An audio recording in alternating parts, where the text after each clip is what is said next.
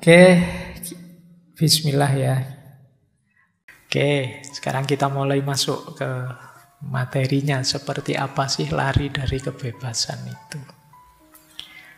Yang pertama, Erich Fromm mengawali dari ayo kita pahami kebutuhan kita itu apa saja sih sebenarnya.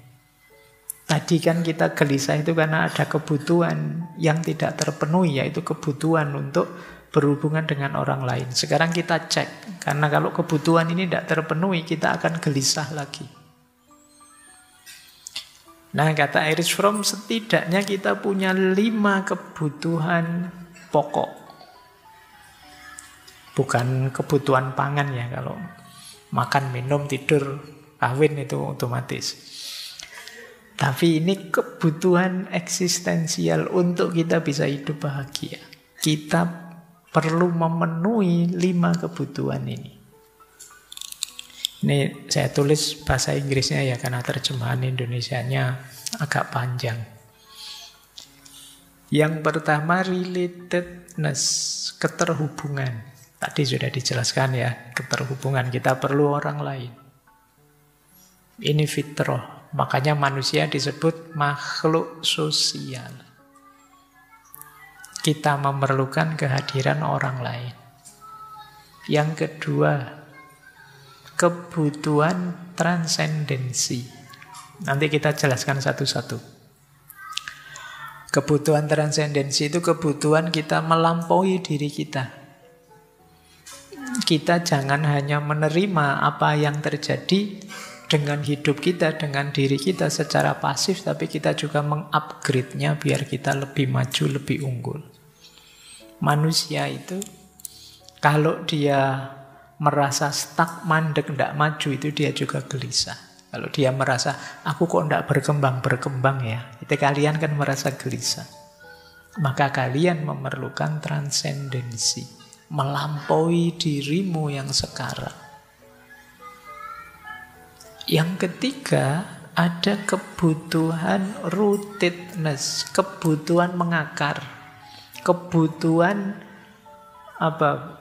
Kalian punya tempat, punya keterkaitan dengan asal-usulmu, punya hubungan dengan tempat tinggalmu yang nyaman, itu namanya mengakar. Kalau kalian ditanya, kalian tahu kamu orang mana, tipe apa, dan lain sebagainya. Itu kebutuhan mengakar, nanti kita jelaskan satu-satu.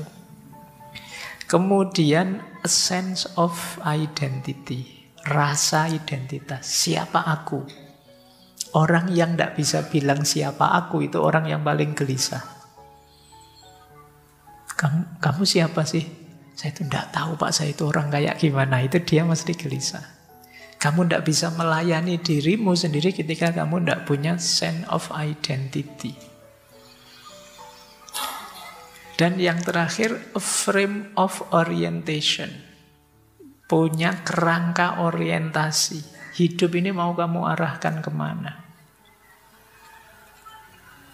Kita cermati satu-satu ya kebutuhanmu. Mungkin selama ini kamu tidak pernah mikir kamu ada kebutuhan ini.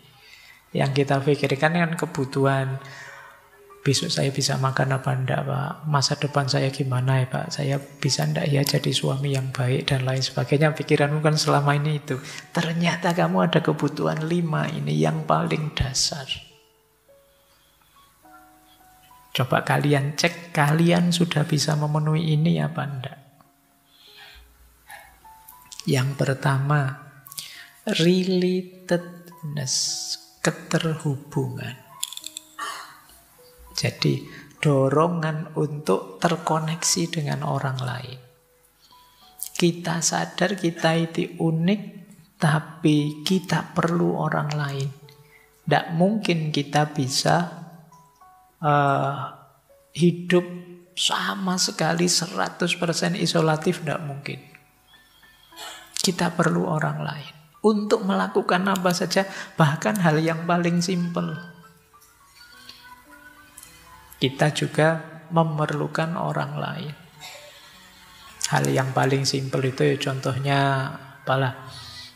baca buku misalnya. Kan itu hak saya Pak baca buku atau tidak. Iya, tapi kalau tidak ada penulis yang ngarang buku, ya kamu tidak mungkin baca buku.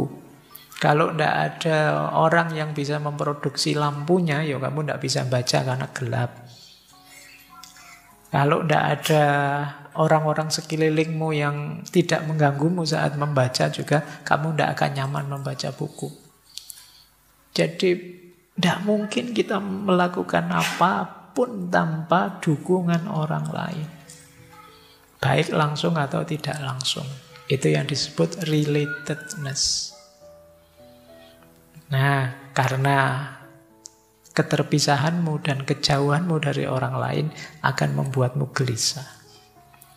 Tapi jangan lupa, kata Erich Fromm, ada 3 jenis keterhubungan, yang 2 negatif, hanya yang 1 yang positif.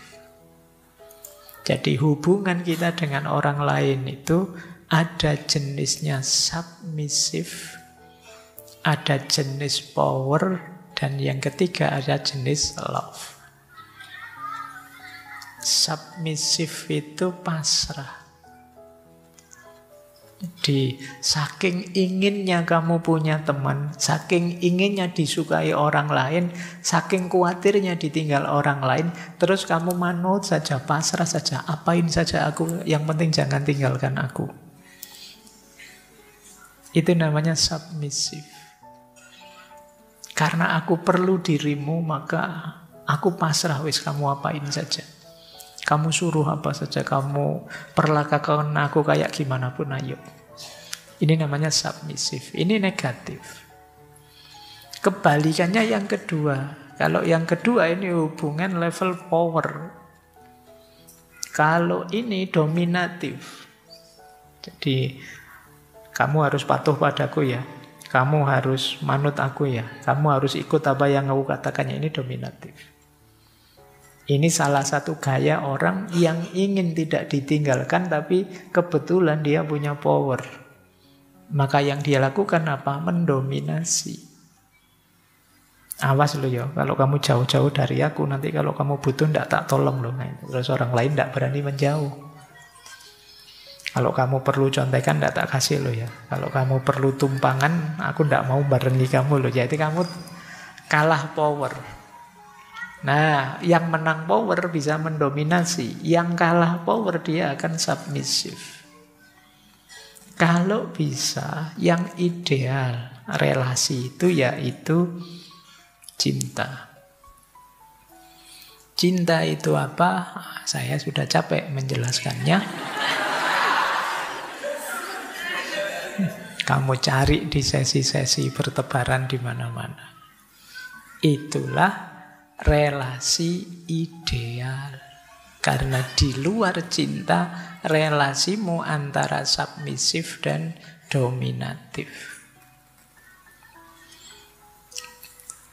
Menarik, nanti Erich Fromm menjelaskan lawannya relatedness adalah satu sikap yang sering kita singgung, namanya narsisisme.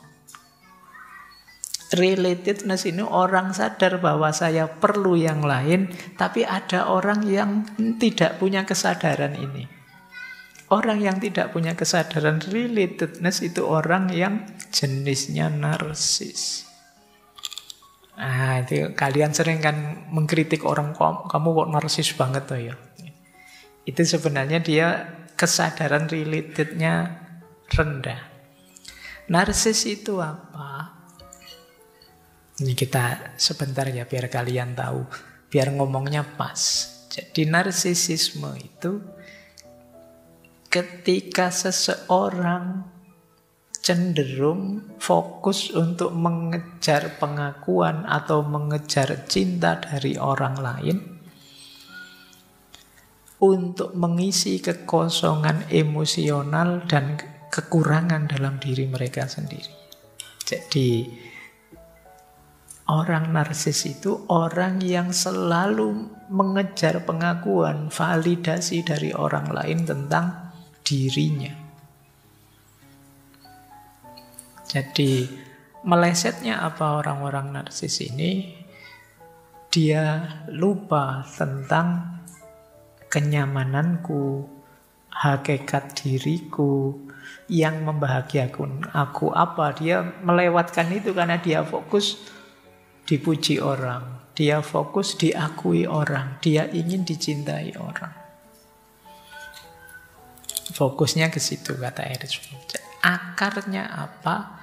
Akarnya adalah dia menganggap dirinya itu sangat layak dicintai. Aku sehebat ini, aku seganteng ini, aku secantik ini, harusnya banyak yang jempoli dong. Ini kita menyebutnya narsis. Makanya kalau kamu foto kan terus pakai filter 3-4 kali itu kan filter. Biar apa? Biar divalidasi orang lain. Wah, cantik banget sekarang, kok awet ya. Terus kamu senangnya luar biasa. Padahal yang komen ya basa-basi. Iya kan? Kalau kalian sendiri kalau ada temenmu gitu terus kamu komen, wah tambah ganteng nih. Kamu kan basa-basi kan? Nggak selalu serius untuk ganteng beneran. Ya biar menyenangkan teman saja, Pak. Jadi akarnya di situ. Kenapa sih ada orang sampai segitunya? Ya untuk melindungi dirinya dari rasa kesepian dan rasa ketidakberdayaan. Bahwa banyak kok yang suka padaku, banyak kok yang muji-muji aku, banyak kok yang jempoli aku. Wong fotoku satu saja yang jempoli sekian ratus kok gitu. Ya kan kamu senang. Jadi setiap kali kamu posting bolak-balik kok tengok, kok masih 2 ya yang jempoli. Kalau sudah gitu kamu gelisah sudah kan. Padahal sak kos-kosan ini ada 10 orang loh yang jempoli 2. Berarti sak kos-kosan aja enggak semuanya suka padaku. Kamu bisa begitu pikiranmu. Nah, cirinya kalau di Erich Fromm ya orang yang merasa perlu untuk terus menerima pengakuan dan pujian orang. Dia baru merasa berharga kalau sudah dipuji orang, kalau sudah diakui orang. Dia menggantungkan kebahagiaannya pada orang lain. Ini relatedness sih, tapi ya kalau sudah di level narsis harus dievaluasi lagi karena kita tidak jadi diri kita sendiri. Kata Erich Fromm, narsis ini biasanya subur di tengah masyarakat yang mementingkan kompetisi dan individualis. Jadi masyarakat yang selalu membanding-bandingkan, yang selalu kamu kalah cakep sama ini, kamu kalah hebat sama itu, terus kamu tertantang untuk membuktikan bahwa aku sudah sehebat ini loh. Aku sudah seganteng ini loh. Aku sudah secakep ini loh. Makanya hati-hati dengan budaya kompetisi atau budaya individualistik. Karena budaya yang semacam ini melanggengkan gaya hidup yang narsis. Akhirnya apa? Efeknya hubungan kita dengan orang lain jadi tidak sehat.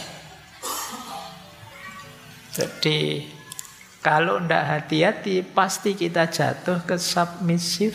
Atau kalau kita punya power ya kita dominatif. Dominatif itu ya maksa orang memvalidasi. Ayo menurutmu aku cakep enggak? Itu temenmu sudah susah itu. Dilema dia. Mau jujur gimana, enggak jujur gimana. Oke, mungkin kamu diplomatis ya. Kapan sih kamu ndak cakep? Kan mesti bilangnya gitu. Padahal ya, mungkin ya sekarang. Tapi ya kan kamu sulit jawabnya. Mau jujur ndak? Itu berarti kamu di submisif, dia yang dominatif. Oke, ini yang pertama. Ini juga kebutuhan kita. Kebutuhan terhubung dengan orang lain. Tapi ya semoga tidak jatuh di submisif dominatif. Apalagi terus memunculkan watak narsis.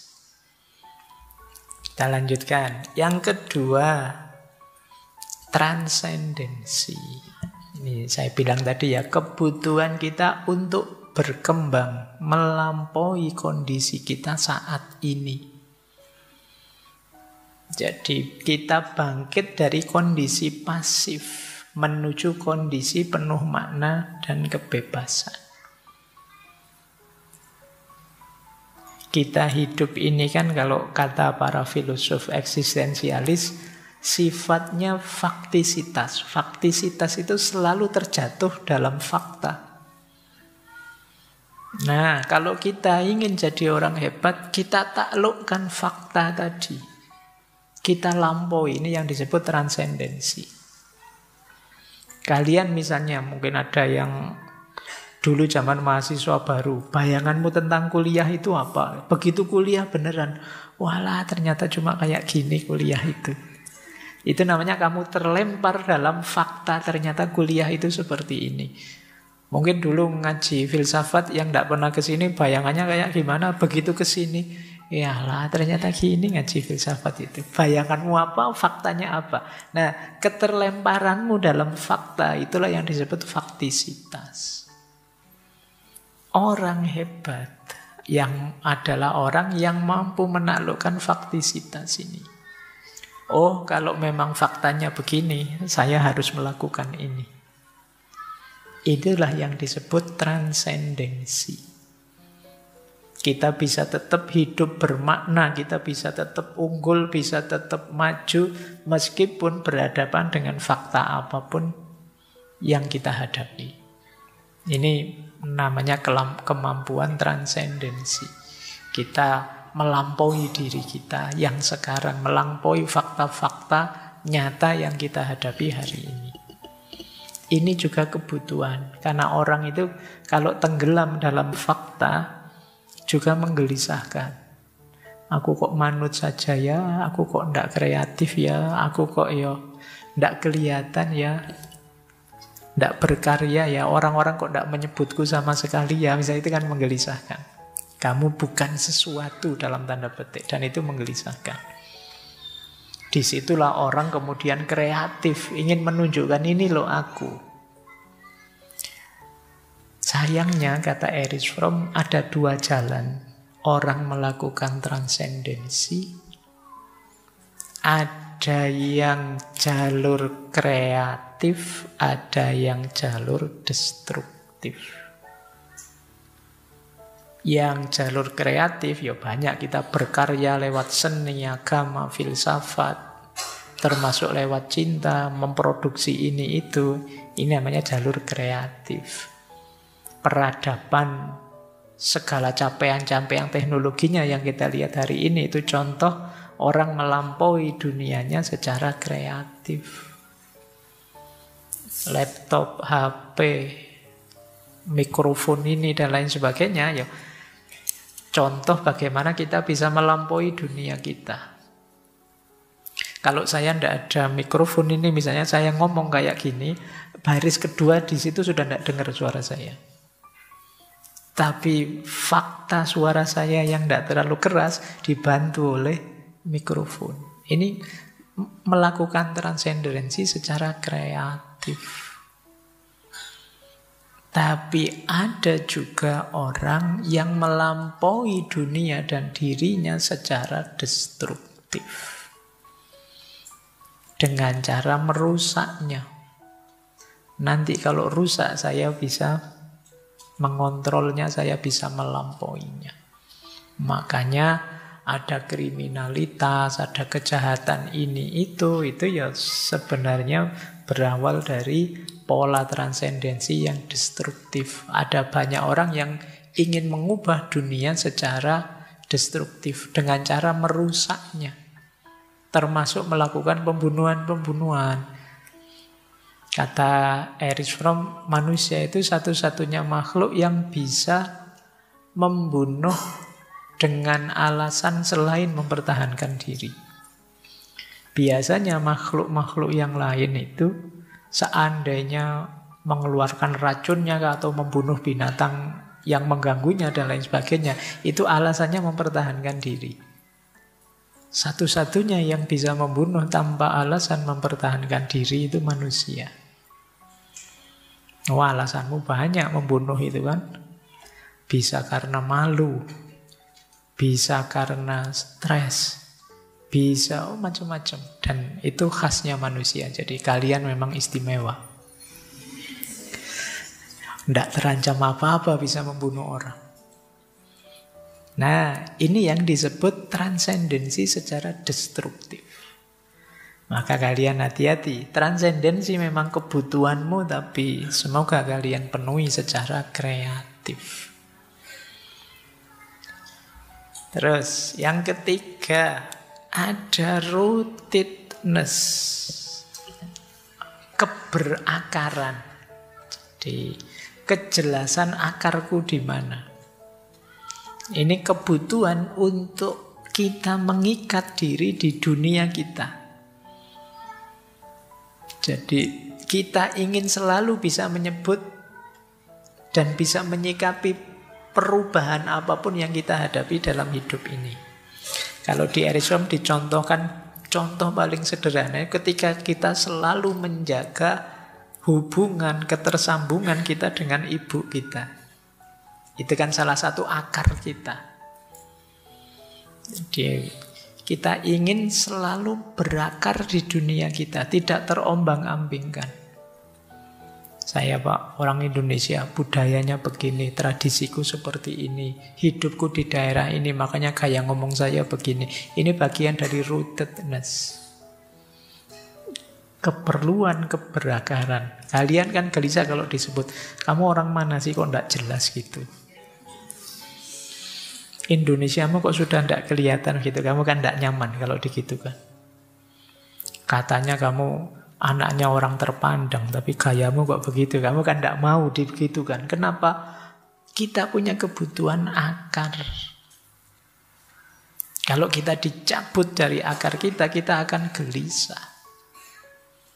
Kita selalu mendefinisikan diri kita ya sesuai akar kita. Nah, tentang akar ini, Erich Fromm menyebut ada dua gaya rootedness, ada gaya negatif, ada gaya positif. Gaya negatif namanya fiksasi. Kalau gaya positif itu namanya keutuhan diri. Ya, kita pelajari pelan-pelan. Malam hari ini saya bilang materinya banyak, padat. Mungkin nanti rekamannya kalian ulang-ulang. Jadi fiksasi itu kita menyambungkan diri dengan akar, tapi keterikatan kita dengan akar itu keterikatan yang tidak sehat. Sehingga apa? Menghambat pertumbuhan pribadi kita. Kita jadi tidak maju, kita jadi tidak berkembang karena keterikatan kita dengan akar kita. Jadi mungkin ada hal tertentu yang, Mbok kamu maju, enggak Pak, di tempat saya kayak gini saja cukup kok Pak. Ini namanya fiksasi. Kalau di tempat saya Pak, yang penting sekolah, kemudian kawin, kerja, sudah selesai Pak, enggak usah mikir aneh-aneh. Dan kamu merasa, ya itulah aku dan budayaku. Terus kamu enggak mau maju, enggak mau berkembang. Ini jenis fiksasi. Ini mengikat sih, mengakar sih, tapi secara negatif.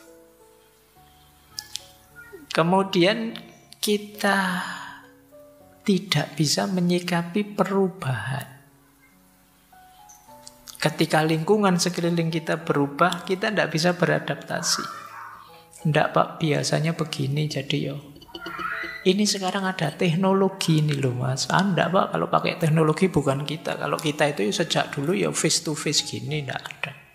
Nah, ini namanya kita tidak bisa mengadaptasi perubahan. Ini namanya fiksasi. Ya kita tidak berkembang, yang lain berkembang semua, kita sendiri yang tidak berkembang. Pak, di tempat saya itu Pak, HP haram Pak, anti HP. TV haram Pak. Internet itu neraka semua isinya Pak, misalnya. Sementara dalam hidup ini kamu tidak bisa sekarang itu tanpa HP, tanpa medsos, tanpa itu. Tapi kamu kukuh untuk tidak berubah demi akarmu. Ini yang disebut fiksasi. Ini yang oleh Erich Fromm disebut keterikatan keberakaran yang negatif.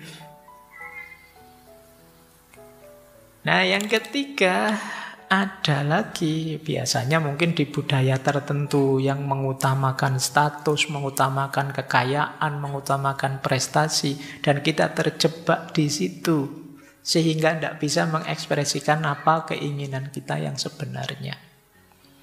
Ya kalau di sini Pak, ya umur-umur 16 tahun harus sudah nikah. Kalau belum nikah, wah itu. Nah ini namanya budaya tertentu. Kalau di sini Pak, yang penting punya rumah, punya mobil. Standarnya itu sih. Kalau belum punya itu masih belum disebut sukses misalnya. Terus kita terikat di situ, jadi tidak maju di situ. Itu yang disebut fiksasi. Padahal situasi berubah. Dunia ini dinamis, macam-macam, bahkan situasi orang beda-beda dan tidak bisa diseragamkan. Oh kalau di sini Pak, ya minimal hafal Al-Quran 30 juz lah. Baru dia bisa. Nah ini misalnya. Oh kalau di tempat sini bukan itu. Kalau di tempat sini yang penting apa gitu. Ini keberakaran negatif. Istilahnya fiksasi. Pokoknya ini ya ini. Tidak bisa ditawar lagi. Nah semoga teman-teman keberakarannya tidak secara negatif ya. Tapi yang dinamis. Yang ngerti situasi. Itulah nanti yang disebut keutuhan. Cirinya keutuhan ada 3. Yang pertama, refleksi diri terus dilakukan. Siapa aku, apa peran yang harus aku mainkan, apa kemana aku ini harus berkembang, itu namanya refleksi diri. Kemudian fleksibel dan adaptif. Jadi kalau situasi berubah, ya kita tahu kita harus mengadaptasinya. Tidak menyangkal atau menghindar. Yang ketiga, ya kita terhubung tapi tetap otonom. Ini yang agak sulit ya. Berhubungan dengan orang lain tapi tetap kita mandiri. Iya sih kita mengakar. Iya sih saya orang daerah situ, tapi untuk hal semacam ini saya punya pendirian sendiri. Ya, ini namanya terhubung tapi tetap otonom. Iya sih saya lahir dari budaya seperti itu, tapi saat ini saya punya pandangan sendiri, punya gaya hidup sendiri yang menurut saya lebih produktif misalnya. Ini namanya utuh. Kamu jadi dirimu sendiri, tapi sekaligus terhubung dengan orang lain. Tidak putus akarmu. Karena putus akar itu menggelisahkan. Inilah ciri ketiga dari kebutuhan eksistensial. Oke, saya akhiri sekian. Kurang lebihnya mohon maaf. Wallahul muwafiq. Wallahu a'lam bissawab. Wassalamualaikum warahmatullahi wabarakatuh.